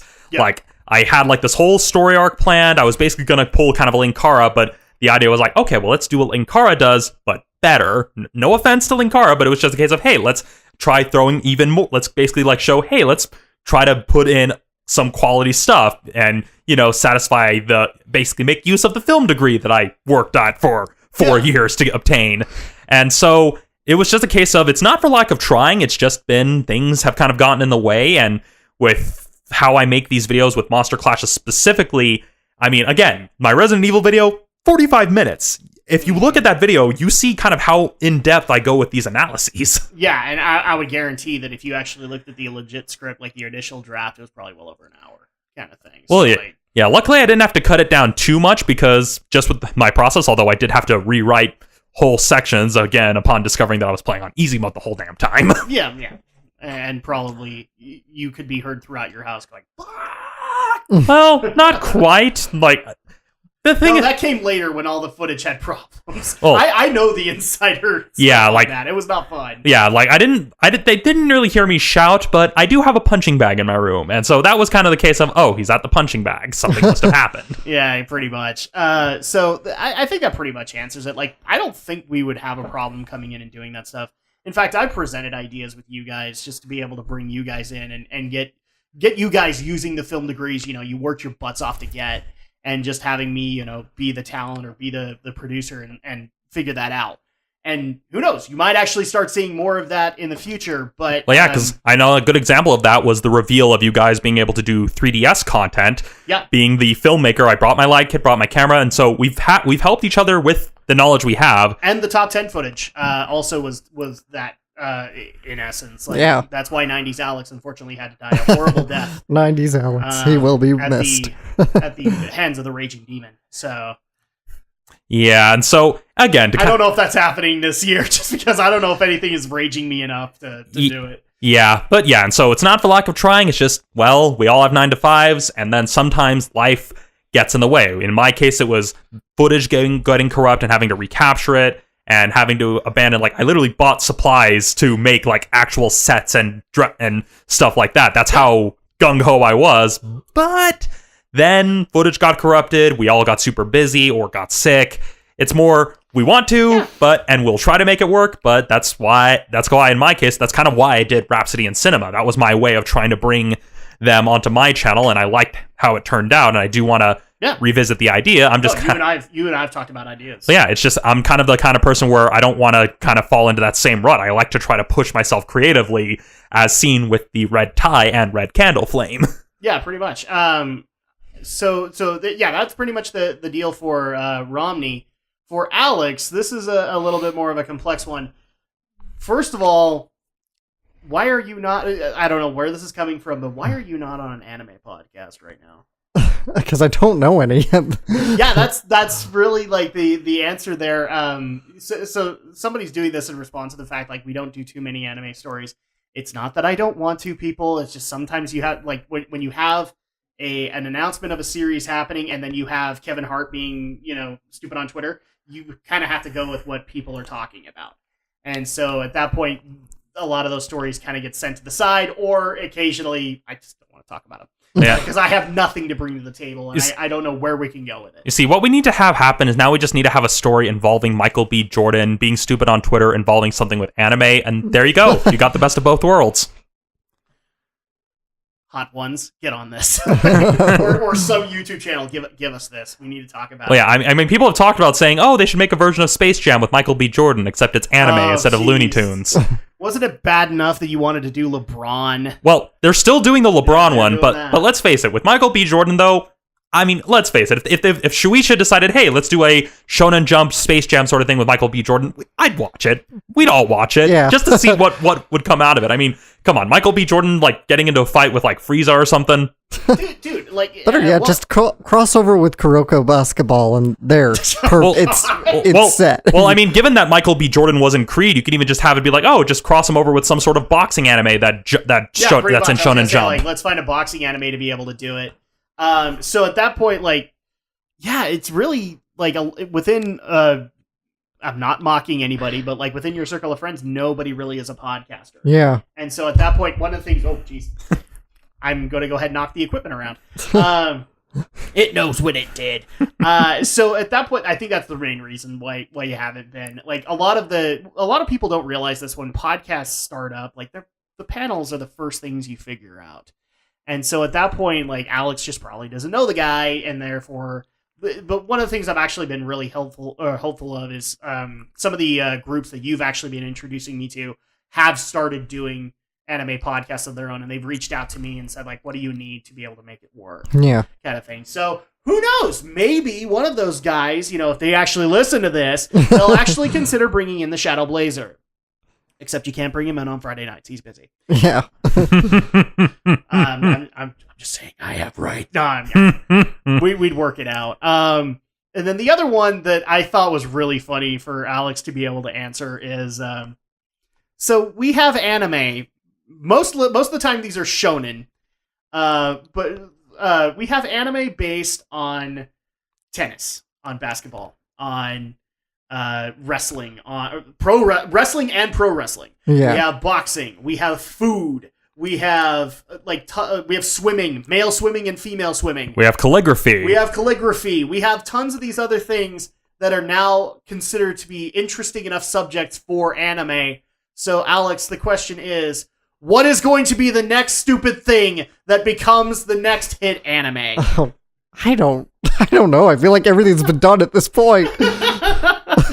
You're not wrong at this point. Like, I think the only thing that pretty much has not been done is like from an elementary school perspective. Nope, it's been done. That's... Oh, okay, well there you go. I'm already done. Well, yeah, because when you think about it, in Japan, with a lot of these manga magazines, it's kind of in the same vein of how we have like magazines, like regular magazines in the States that are centered around hunting, that are centered around knitting. It's just in Japan, if there's some vested interest that people spend tons of money on, chances are there's already a manga around it, surrounding it. Yeah, so like there's literally a wine tasting manga. That is where called Drops of God. That's where we are. I just barely saw like somebody was talking about adapting that to an anime. I've seen tons of stuff considered for it. Like I didn't even realize there was a poker manga, and it's gonna probably become an anime very soon. I mean, I remember as a kid, I was really into Hikaru no Go. It actually made me interested in the board game Go, because that was one of the riskier titles that Viz started to distribute here in the US. Mm-hmm. And me and my whole family, we got interested in the game for a while, but after a while we realized this is really complicated and we're all elementary school age, so let's move on to something else. And the problem is like you can't even like introduce American TV concepts that haven't been done in Japan, because then you'll find out, oh yeah, they have been done. Somebody was actually bringing to me, like, I was like, what would happen if anime actually ever did Breaking Bad? And it's like, oh yeah, there's like 2 or 3 anime that... It's a whole subgenre. Yeah, so at that point it's like, it's not anything new. Yeah, and then there's live action shows in Japan that are basically like Breaking Bad, that kind of have that same, let's show the underworld kind of thing. I mean, you could probably throw a dart at a random live action selection on Crunchyroll and probably hit one. Yeah, so I mean, it's up to the Shadow Blazer to predict one. So what's going to be the next thing? I really can't. Everything's been done. Yep. Ah, crap. Both metaphorically and literally. And literally, yeah. Well, I know that chess has been brought up in a lot of those shonen ones that one of the things I find funny is like you'll have chess homages to in things like Food Wars, where it's like, and this is how you know that this souffle is the checkmate, you know? Well, yeah, but then you've got Hikaru no Go. There have been manga and anime based around shogi.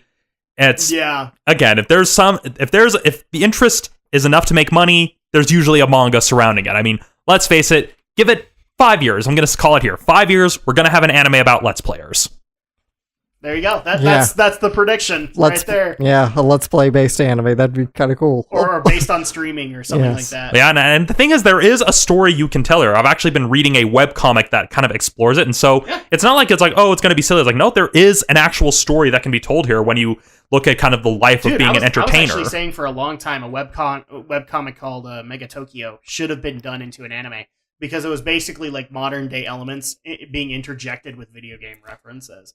And so, like, it was funny to have these occasional moments of walking through the airport and Scorpion as the one being held back by TSA because of spear.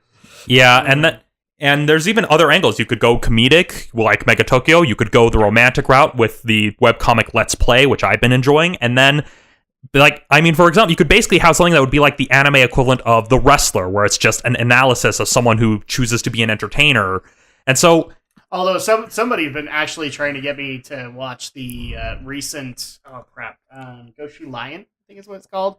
Gatsu no Lion, or is it a different show? It's the Lion Wrestler. I can't remember. No. Tiger Mask, the Tiger Mask anime that just recently came out, which had like tons of modern day references. Like they literally got a contract with New Japan and were able to highlight a lot of their wrestlers and stuff like that. Yeah, and so yeah. Give it time. I mean, we already have esports anime, not necessarily produced in Japan, but produced in China. So it's only a matter of time that we're going to have some sort of anime surrounding like being a Let's Player. Pretty much. All right. So those are the individual questions for you guys. Back into the other questions. So we've been seeing a lot of guests on the podcast over the years. Some years we have 1 or 2, others we have 3 or 4. What does it take to be a guest on the show, and is it as fun as it looks? No, it's absolutely horrible. We crack the whip on you, and Adam's a real drill sergeant. if you cannot chug down 6 beers before the podcast, we don't even accept you. No. So people, I think the reason that people are bringing this up is because we've had introductions of people like Shay Turi, which has been an amazing thing to be able to do. We've had other people in the past. We had Careless Gorodetsky and or Careless Juja, the band Careless Juja, join us for an episode. We've had Romney's buddy, who actually was working on art for the banner for Geek News. He came on for a couple of episodes. We've had, like I said, Shay Turi. People have also noticed on the Why We Geek podcast, I've had a lot of interesting guests that I've not normally talked to. And so in a lot of cases, people are wondering if that's going to be more of a regular thing. And also, like, is it difficult to be able to get, basically also asking, like, is it difficult to be able to get onto the podcast? You have to go through this rigorous audition process or something like that. You have to go to the Temple of the Silver Monkey. You do. And you have to make your proper offerings of leper and junker gnomes. And if you are not able to do that, then, well, fuck you. This is going to be the, like, one time where I'm allowing myself F-bombs and then Alex is going to be like, what? What the hell?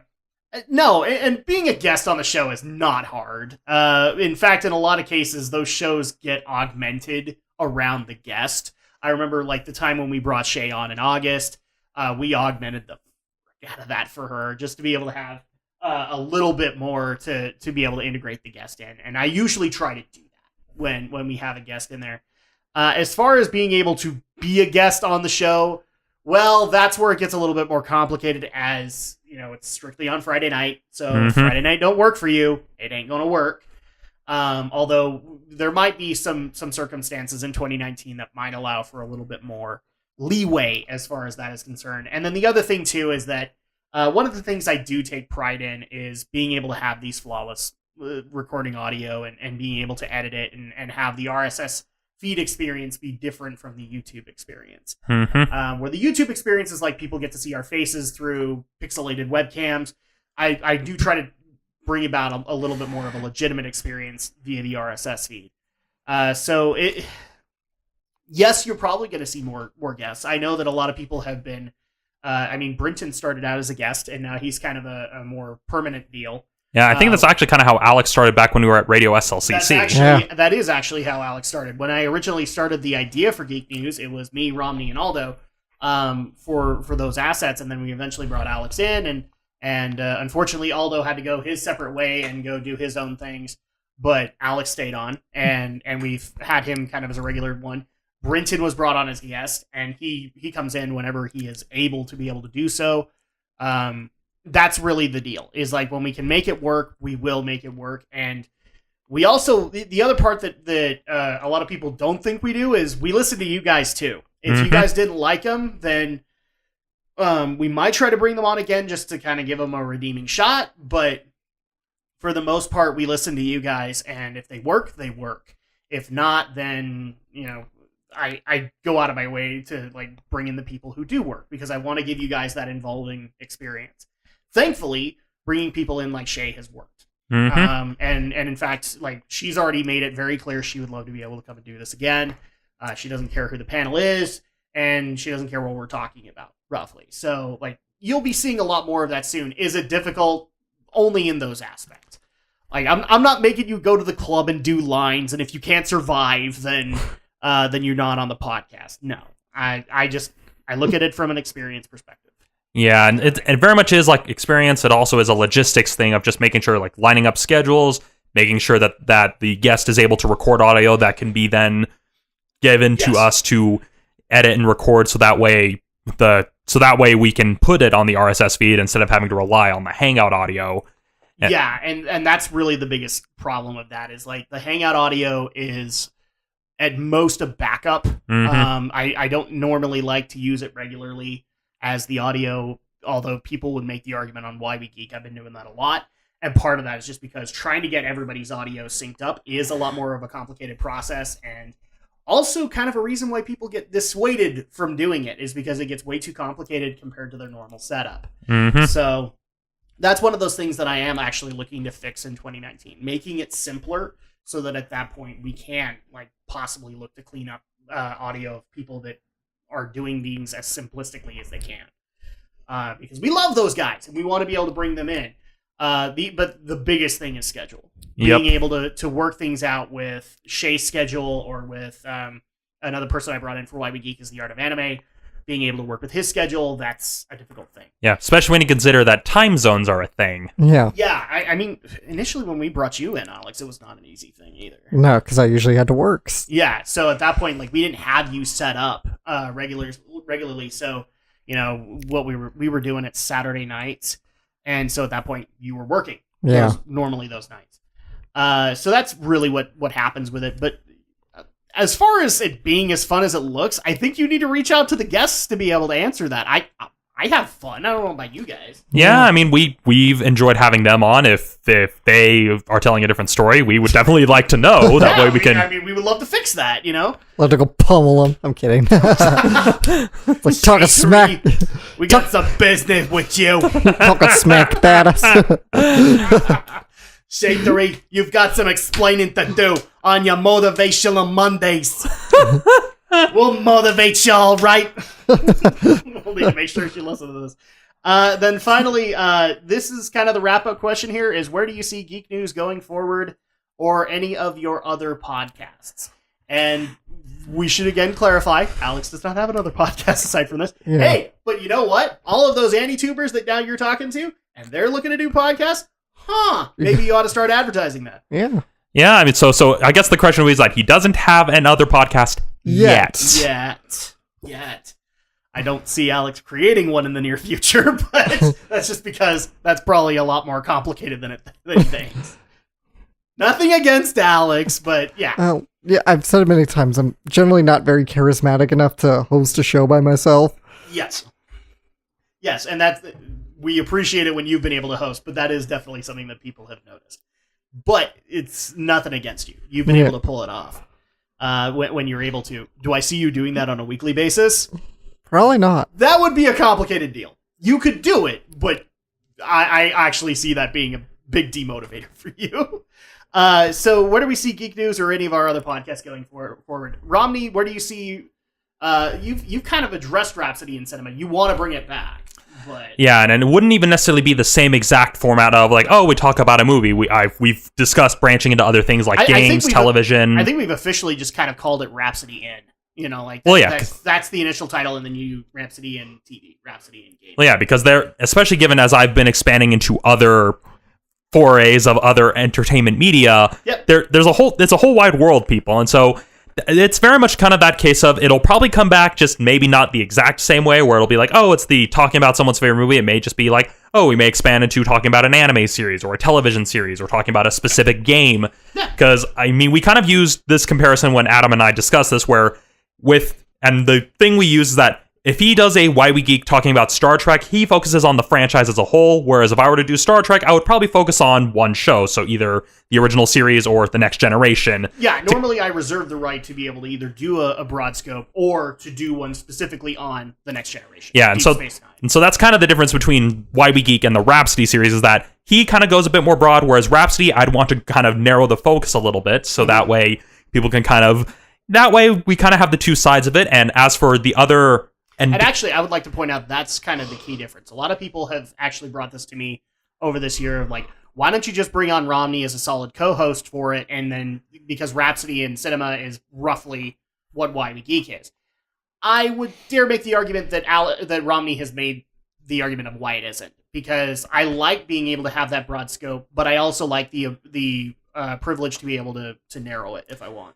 Whereas you would want to be able to keep it narrow. Well, yeah, because the reason I did it with Rhapsody in Cinema is because although people like to talk about whole large franchises like Star Wars, with Rhapsody in Cinema, at least the ideas, it's talking about not just so much why it's someone's favorite movie, but also the memories associated with that movie. Like when we talked about The Abyss, it was a film that your dad really enjoyed, and so that was kind of the crux of that. Mm-hmm. With Alex, we talked about Zodiac because of his interest in the Zodiac killings and all of the details thereof, and with Brinton, he brought a more personal spin to it when we talked about the film Chef, and kind of how it motivated him to get out of an abusive relationship, which, if you haven't listened to that episode, people, you really should, because it's very insightful. Yeah, so, I mean, at that point, like, there's a difference between the two series. I've seen a few people say like Rhapsody and Cinema is like this weird YB Geek knockoff, and I'm the first one to tell you guys it's not.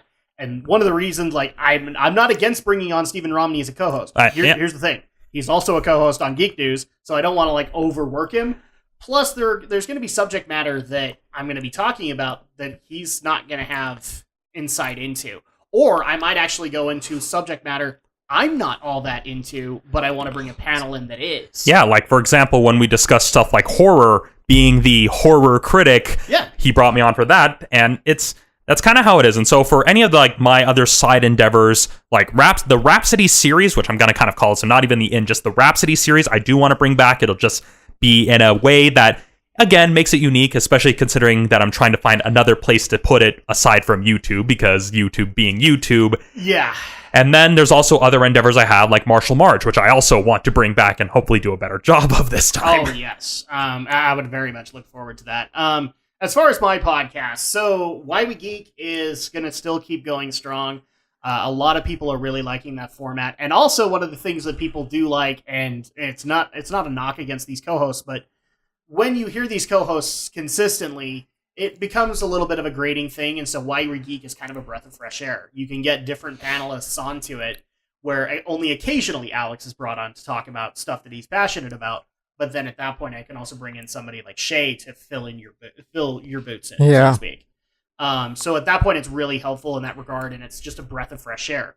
I will say this as far as Why We Geek is concerned, given the two kids aspect of it, there might be more missed months, and it's just because having one of those kids be really younger and more dependent really creates a problem. Mm-hmm. So especially a logistical problem, because then at that point I have to get a babysitter involved, and it may or may not work, kind of thing.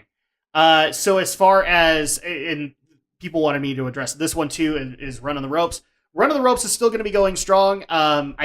We keep on wanting, me and David Vito want to do like an every other week kind of deal, and it never works out. And so I think it's probably safe to say do once every month, cover a pay-per-view, cover some of the news.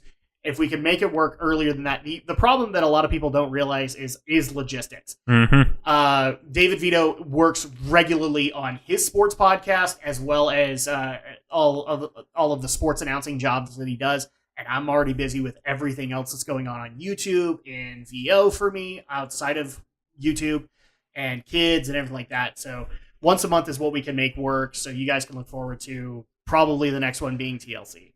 And that's not tender loving care. That would be tables and ladders and chairs. Oh my! Yeah, or the learning. People could have also assumed it would have been the Learning Channel, but that too. But that doesn't really work with WWE. Well, not unless Vince McMahon buys it. Hey, pal, can we buy the Learning Channel? We'd like to make it an addition to the XFL. I like doing Vince every now and then because he's so bombastic, and it works, pal. So at that point, now we can get into the heart of the matter, which is Geek News. Where do we see things going forward? Well, here's the thing. We've announced a number of projects within Geek News that unfortunately didn't see the light of day in 2018. And it's not because they got dropped. A lot of people think like I was bluffing and they got dropped, or Alex didn't agree with it, or Romney didn't agree with it. That was not the case. The unfortunate problem was time and logistics and being able to get so much crap done before my second child was born that I could take the break and I could be able to maintain everything going on. But as people have noticed on YouTube, I've actually been kind of lessening my schedule there. And part of the reason being is because I want to be able to focus on where my passion lies. And I love doing podcasts. And one of the reasons I want to be able to do that is so that I can focus on fine-tuning Geek News a little bit more. In fact, a lot of people have noticed I've also been kind of rebranding it also as the GNRO podcast. Why? Because our artist Marta has been able to do so much awesome stuff with just GNRO that it's worked. Mm-hmm. And I've just decided to keep that in. But just to kind of give you guys a sneak peek into what might be coming next on Geek News. We've been talking about a project where a lot of people love the Genshiken abridged and being able to produce the scripts and everything like that. And so just to give you guys kind of a little idea, we've been talking about doing that in a smaller format. It only has a prototype name right now, which is Geek News Theater. But a lot of the stories that we cover, like, you guys don't understand how much inspiration flows out after we've covered it. And then at that point, it's just like, oh, wow, we could have done this, we could have done that, we could have done everything under the sun, and we didn't do it. And oh my gosh, I have 2 people on this podcast with film degrees. Maybe we should actually make that degree mean something. You know, you paid all that money. So this is a great way to be able to do that in a smaller format so that it doesn't affect any of our schedules, roughly. We're going to ignore the fact that I was drinking there for a second. So Geek News Theater is definitely one of those. I've also been working on a way to be able to refine Gaming with the Geeks so that it can happen a little bit more regularly. Whether it be just one series or it be multiple, it's probably just going to be one for a while there, but it also would be awesome to be able to look into the idea of live streaming games together. Another thing that does get brought up with Gaming with the Geeks that I'm gonna bring here is, are we ever going to see a Gaming with the Geeks episode that doesn't involve drag? I would love that. I would love to be able to do that. You know, like, I don't know how many times I've seen over the years, like, the only reason that they're friends is because they all know drag. And that's not the case. Because obviously Romney knew Aldo, and they went off. And you went to see Ratchet and Clank with them, didn't you? No, I didn't. Okay. But, I mean, you guys have done stuff outside of having me there. Obviously, you did Rhapsody in Cinema for Zodiac. Yeah. So I would love to be able to do that. One of the biggest hindrances to that, my rig is here. My rig is here in my home. And so at that point, it's difficult when you have kids screaming about and people want to be able to go use your rig for 2 hours to go record something. I'm not against it. It's just they have to deal with these as a consequence. Yeah, and in addition to the rig, it's also just a case of time. Because again, like, Alex works retail, I work customer service. We've got a lot of entanglements thereof as a result. Yeah, so it's definitely something that I would like to be able to do long term, and it would be awesome if we could be able to pull that off. It would also be awesome to be able to do those big 4-person deals like Night Trap again. We promised last year that we would complete Night Trap, and we would give our full commentary on it. Unfortunately, at that point, my wife hadn't told me she was pregnant again. And so if we didn't have that, then we probably would have been able to make that work. I'm not saying that Night Trap won't happen. It just might happen later than what you're expecting. Same thing with Smash. We want to be able to do that. But time is always the biggest mother effer that kills us all, roughly, as far as creativity. As far as ventures like Genshiken Abridged, we've already kind of said this. We would love to be able to do it. We just need to find a series that would work. That won't get us taken off YouTube. Yes, especially since Abridged series are starting to become kind of sour in the eyes of the creators that have made these anime.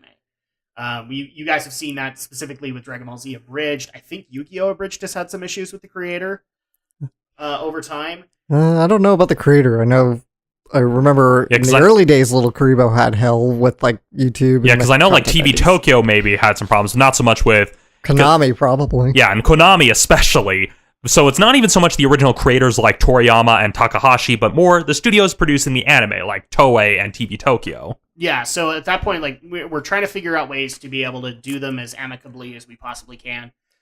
Even if that means, like, it isn't necessarily anime. We just take a movie and we subtitle the hell out of it. Yeah, or even just doing the Kung Pao dub of some, like, foreign language property, kind of like Operation Tiger Lily. I mean, there was, like, an idea we were going to do with, like, the Sentai series a while back, but yeah.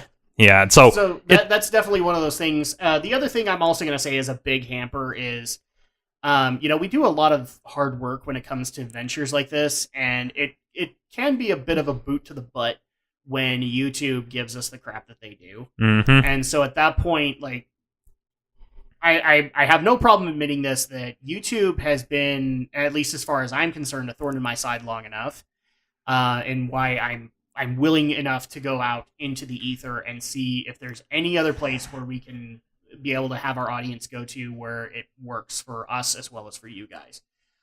If I can't, and YouTube's my only option, then it's going to be on YouTube. And the bottom line is, it will be on YouTube regardless.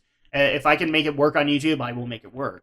But I also want to be able to experiment with the other media types like Twitch or Facebook or even Dailymotion if we want to be able to go there, just to see if, like, there's this little bit of audience that we can cater to be able to get them introduced to the RSS feed, which is really where a lot of this is meant to bolster, is the RSS feed. Because you guys support us there, it really is a lot more helpful than supporting us on YouTube. I know a lot of people love listening to the Geek News Archive on YouTube, but it's way more helpful and beneficial to support the RSS feed. And then at that point, we can do bigger ideas like maybe doing sponsorships. Wouldn't it be fun to be able to take some of that Geek News Theater concept and apply it to a sponsorship? That would be an amazing thing. Like, we could actually all take part in No Shave November and catalog that in a weird way for podcasts. Yeah. So I'd probably would have to take more convincing on that, given what I went through. But what I'm saying is like that's a possible idea that we can go into. The other thing that I'd also like to say I'm looking into for future ventures is more stuff like this, where we can sit in front of a table and be able to talk, because I think it's just a much more personable thing and kind of brings the podcast back to its roots. Nothing against seeing you guys on a webcam, but there's definitely a different flow when it comes to stuff like this. Hence why we did Avengers Infinity War this way. I already can tell you guys that this is not the end of group reviews.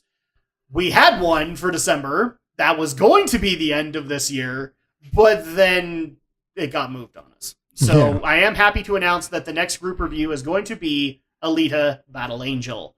That's the title they're going with, Alex. I'm not saying it's right. That's what they're going for. Yeah, I know. It's the title. It's weird. It's Battle Angel Alita, people. So at that point, that's going to be the next one, and people have already asked, is Avengers 4 happening? I think it's fairly safe to say. Yeah. We did Avengers 2, we've done Avengers 3, we'll do Avengers 4. Yeah, we gotta see how the whole thing ends and see how they what length of cinematic gymnastics they pull off to write out the established actors. And I like being able to do these group reviews together with people. I am going to say that it's not going to be as often as people think, just because movie tickets are getting more expensive, and it's getting more and more ridiculous to try and pay for it. I just barely found out at my local theater, they're actually looking to up matinee ticket prices to about $7 to $8. I'm not happy about that, because that was one of the things that made the Draken Shadow vlogs very much possible, is that we could go at a matinee showing, and it was cheap, and that would be able to help my wallet a little bit, or Alex's wallet, because occasionally you paid for some of those movies. That's definitely something we have to consider in the future, but they are going to happen. And this is still an enjoyable enough experience that we can pull out other ways to be able to do it.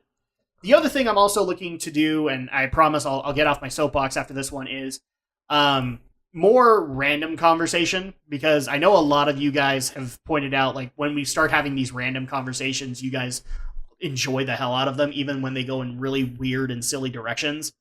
I'm not going to go around intentionally rigging them, but I am going to try and encourage them to happen. Or I'm not going to intentionally rig them, but like if they start happening, I'm not going to discourage it, is what I'm saying. So you might see a little bit more of those, and I'm not necessarily going to stick stringently to the agendas that we have set. If we want to talk shit about the Oscars, we can talk shit about the Oscars, you know? Like, let's have fun with that kind of thing, because that's what a podcast is it's sitting back and having fun, and that's, even though we've had these restrictive agendas, we've been able to do that. So it's one of those things that I can take pride in as a podcaster. But that ought to give you guys at least a little bit of stuff to look forward to for the podcast. But I want to keep in mind, a lot of this is going to be supportive of the RSS feed, because we want to be able to support that. That's where, potential revenue sponsorships can actually happen. I know that sounds stupid to be worried about money, but frankly, considering the material that these panelists and panelists of the past and future have given me, it feels only appropriate to at least aim for that. And yeah, I mean, especially the future ones. I mean, when we learned about when that time traveler warned us about the PlayStation Classic, I mean, that saved us some trouble. That's why that story made it into the agenda. What was his name again? Babel? Well, something like that. It's like it kept changing every so often. Part of his whole time scrambling thing. He also told us to avoid a Liefeld guy. I'm not sure about that, but yeah. See what I mean, guys? It's stuff like this that happens that's really fun, and even though you guys can't see it, Alex has just got an ear-to-ear smile on his face because he's having fun with it. And that's really the point that I'm bringing up here is I want to be able to have more moments like this, and through the RSS feed, I want to be able to do that, and also, be able to at least bring in something where we can do more creative projects on the podcast, or heaven forbid, actually maybe pay something to the panelists that have given me so much great material, because at the end of the day, it's just me on a microphone. I don't create squirrels or sassy senoritas or all of the all of the anime debates that me and Alex can have, or the space shuttle, or the space shuttle. Yeah.